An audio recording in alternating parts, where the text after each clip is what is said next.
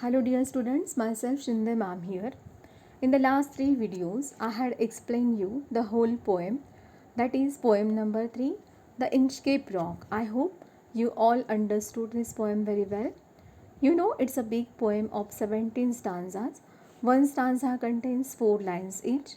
You just count the lines in your course book like 1, 2, 3, 4. There are total 68 lines of this poem. Today, I am going to explain figures of speech occurred in the poem. Open your books on page number 104. You can see page number 104 on the screen also. Let's see about the figures of speech. In stanza number 1, line number first, no stir in the air, no stir in the sea. In this line, the figure of speech is repetition.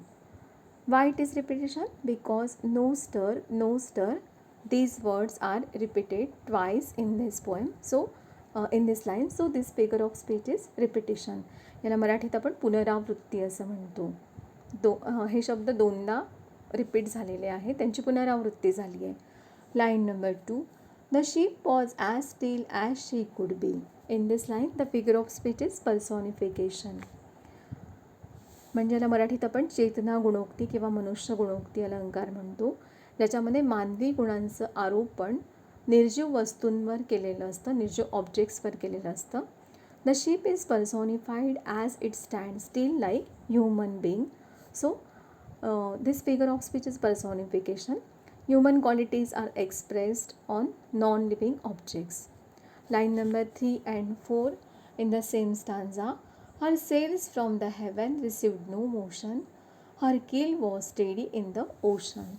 In this line also the figure of speech is personification. The ship is personified like human being with the quality of human being. So this figure of speech is personification. Then line number 7, let's read the line. So little they rose, so little they fell. In this line the figure of speech is repetition because so little these words are repeated in the line. So this figure of speech is repetition. Then in this line another figure of speech is antithesis. Means what? Opposite words are used by the poet. Rose and fell, these are the opposite words used by the poet. Then let's come to page number 105.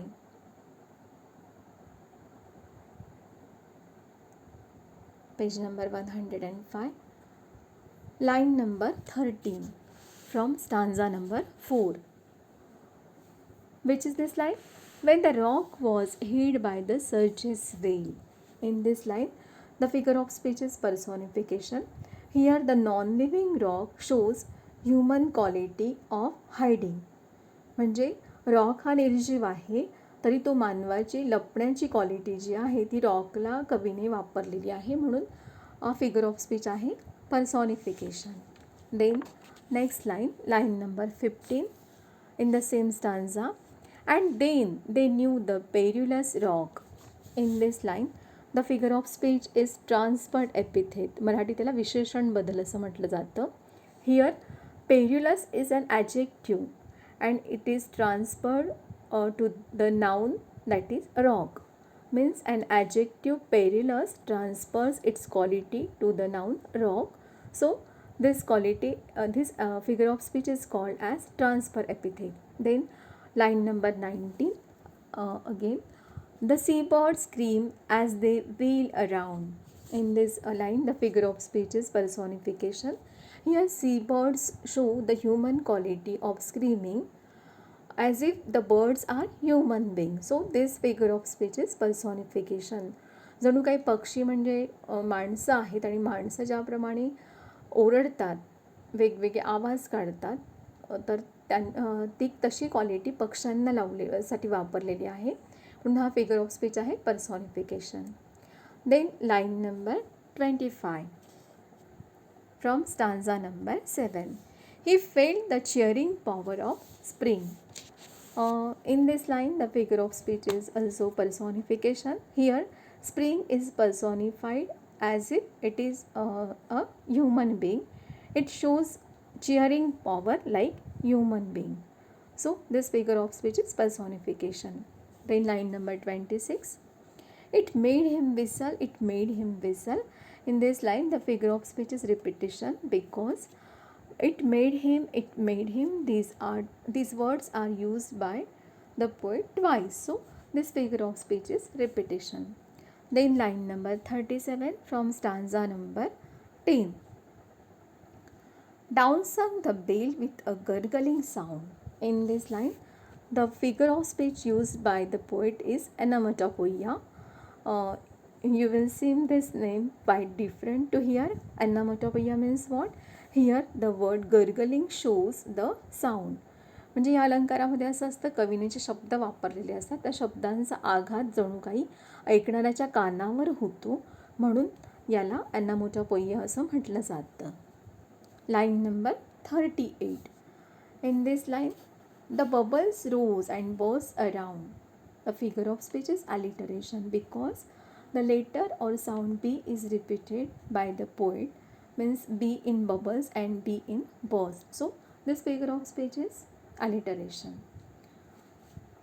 Let's come to page number 106. Page number 106. From this page, line number 47. Let me read the line. The wind hath blown a gale all day. In this line, the figure of speech is personification. Here, wind or air is shown as died, which is the human quality. So, this figure of speech is personification. या ठिकाणी die ही human quality आहे, as if the wind is died, आणि ही quality कवीने wind किंवा एअरसाठी वापरलेली आहे. So this figure of speech is personification. Then line number 49 from stanza number 13. On the deck the rover takes his stand. Line number 49. This figure of speech is inversion. Inversion means what?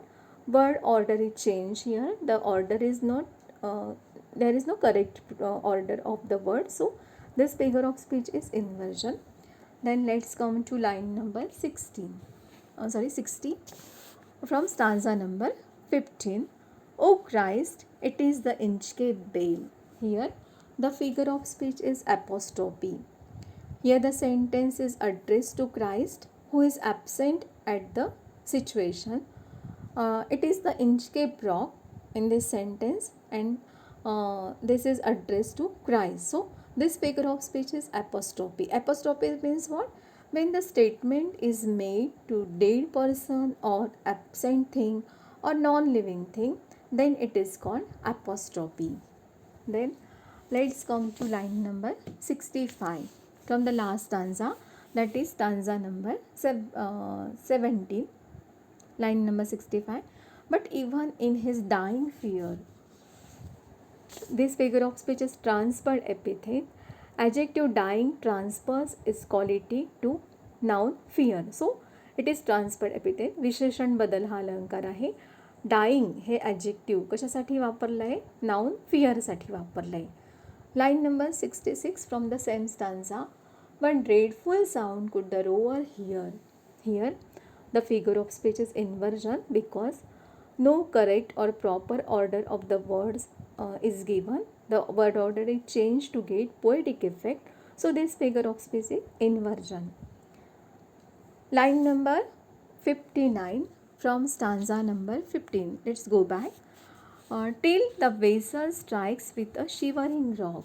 See, shivering, this quality is transferred to the noun rock. So this figure of speech is transferred epithet. So dear student, as this poem is very big, so many figures of speech are also used by the poet. I hope you all understood the figures of speech well. If you have any doubt, you can ask me. We will meet in the next video. Till then, have a nice time.